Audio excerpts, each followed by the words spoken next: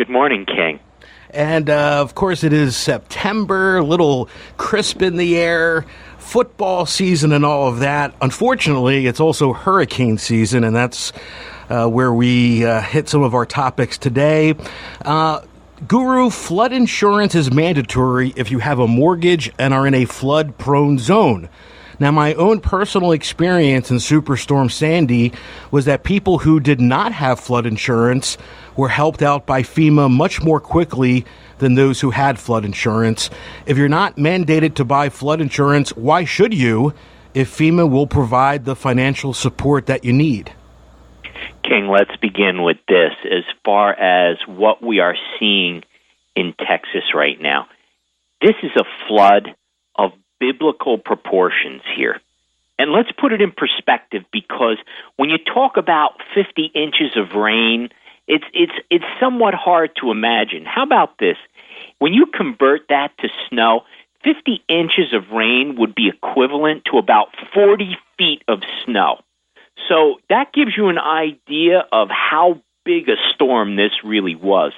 So let's talk about the flood policies. Flood policies, to begin with, only cover up to $250,000, and that is for the rebuilding of the structure itself. So in this case, let's just say it's a home, and then you can get up to $100,000 of coverage related to your personal belongings inside the house. And keep in mind, flood insurance does not include anything outside of your house. So lawn furniture and other things that are not part of the house, not covered. Now, keep this in mind. Flood insurance you could only get through the federal government. Why? Because the losses, when they happen, are so large that an insurance company couldn't even cover it. You know, a major flood, something like what's going on right now in the Houston area, if that wasn't backed by the federal government, no one would end up getting paid because the insurance company would be bankrupt. If you compared that to, let's say, something like a fire, that's something that could be contained. But a flood, something completely different. So when we talk about having a flood policy or not, if you don't have a flood policy, FEMA will be able to work with you as far as giving you grants up to $33,300. That's it. They'll also have low interest rate loans available, but none of this is enough for what we're seeing right now.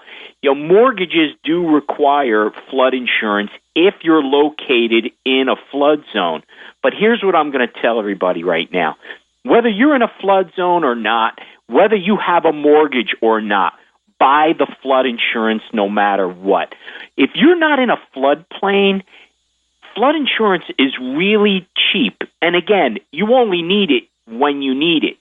And the other thing about it, too, is after a flood happens like this, you have certainly areas in Texas that were not designated as flood zones. But now all of those flood maps are going to be redrawn, and now people who were formerly not in flood zones are going to be in flood zones. And you want to be in a situation where you're grandfathered in related to your flood policy. You don't want to have to be put in a position to get flood insurance after the fact. Now, the larger question becomes going forward, because let's keep in mind, the estimates right now related to this are going to encroach about $200 billion of damage.